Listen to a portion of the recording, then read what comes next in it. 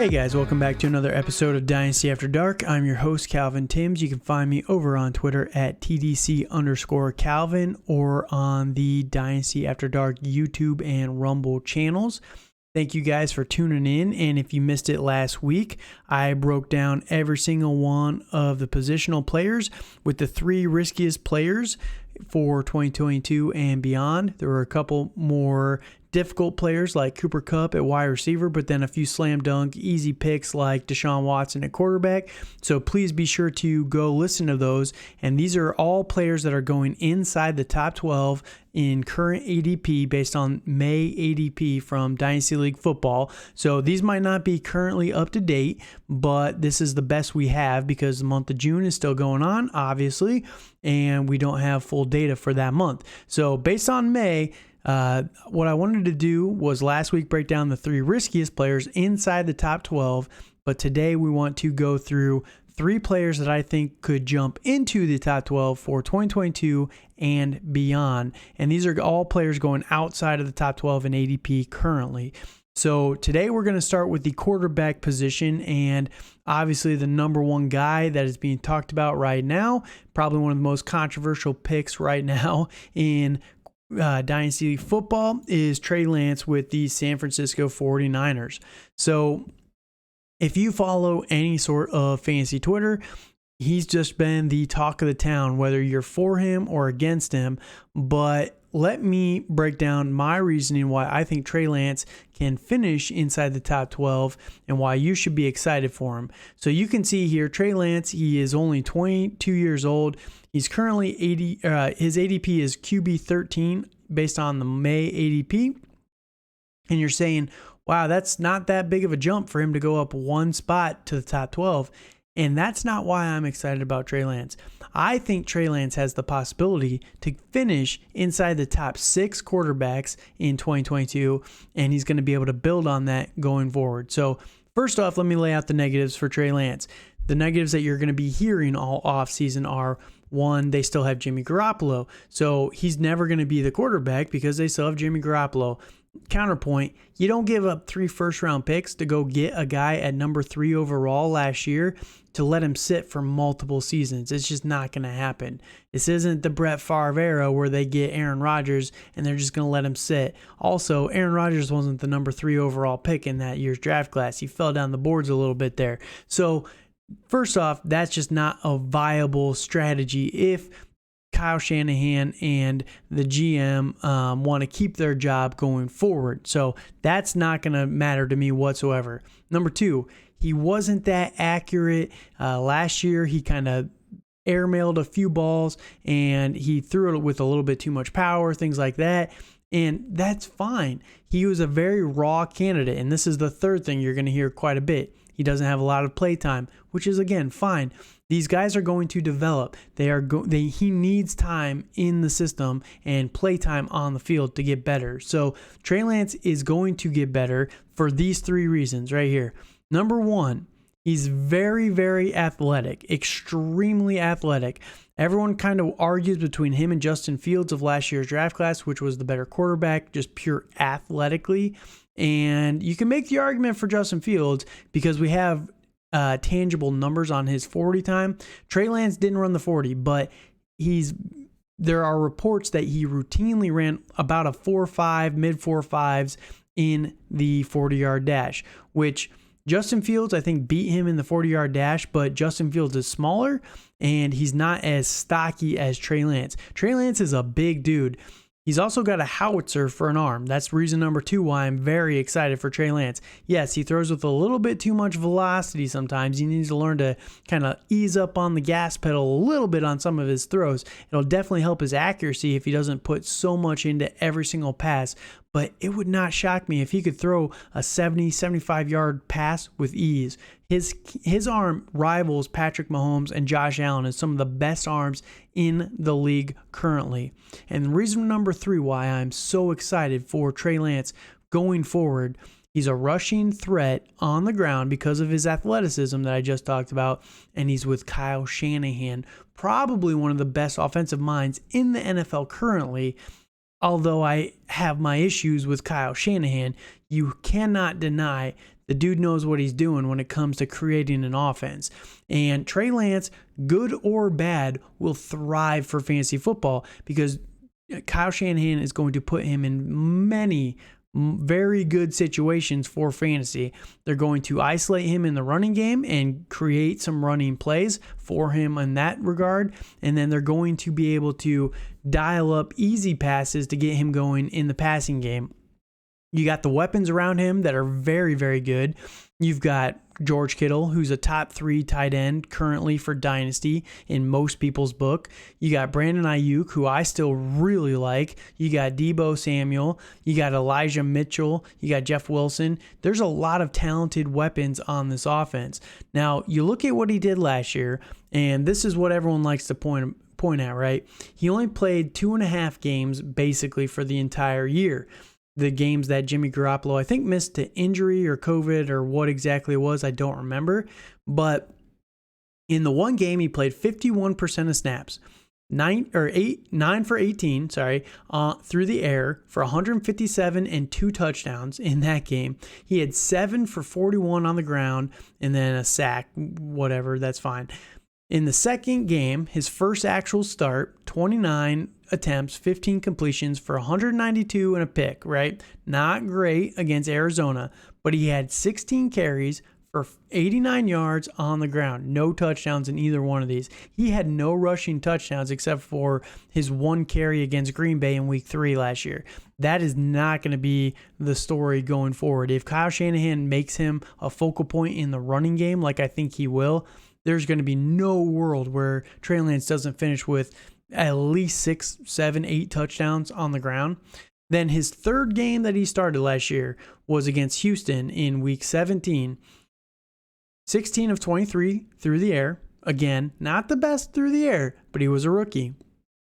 249 yards, 2 touchdowns, 1 interception. So if you're counting it up there, through 2.5 games, 4 touchdowns, 2 picks.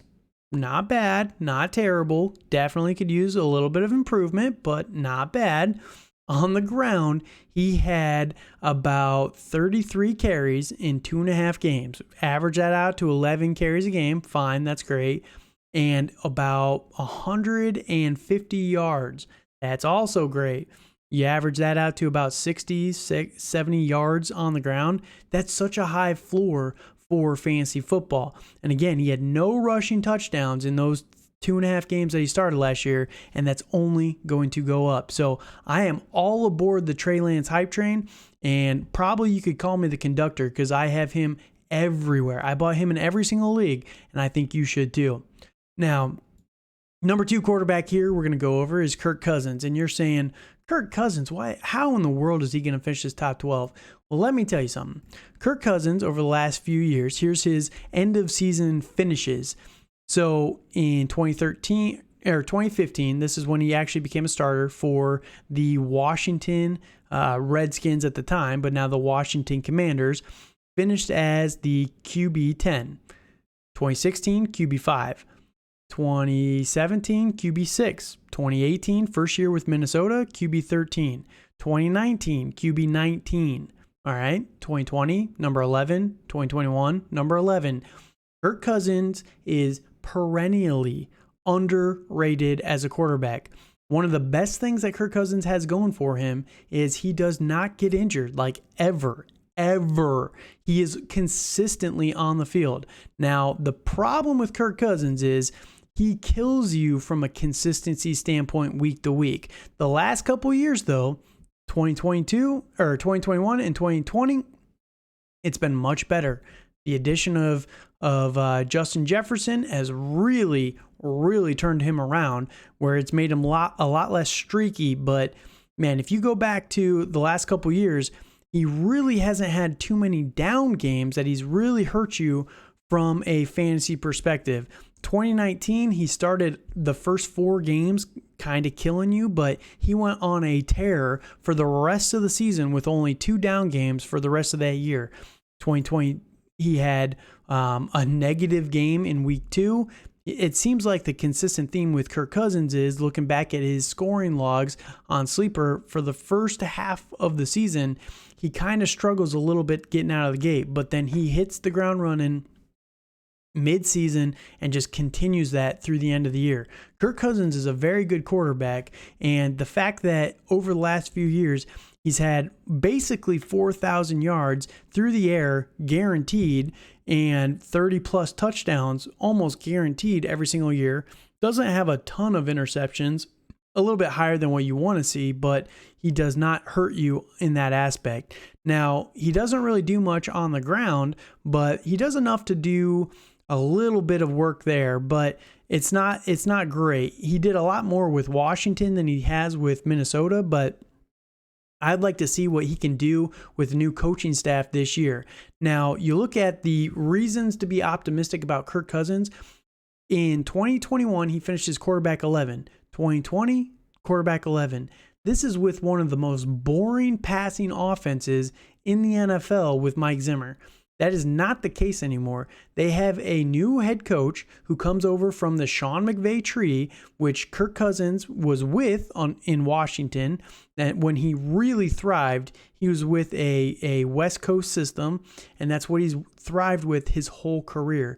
They are going to instill that in 2022, and I would not be shocked if Kirk Cousins throws for 5,000, maybe 5,300 yards this season. It's definitely possible. They're not going to try and run the ball nearly as much as what they did under Mike Zimmer the last couple of years. So the fact that Kirk Cousins is going as QB 20 right now off the board, I get it. There's a lot of youth to be excited about, but he has consistently finished very well for fantasy football, especially over the last few years, and a lot better when he was with Washington a few years ago with the system that he's now going to have in 2022 and beyond.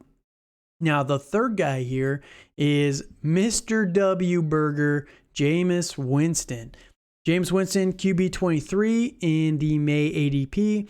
He's 28 years old, and he is the starting quarterback for the New Orleans Saints. Now, Jameis is an interesting prospect, and it's tough to realistically value Jameis Winston right now.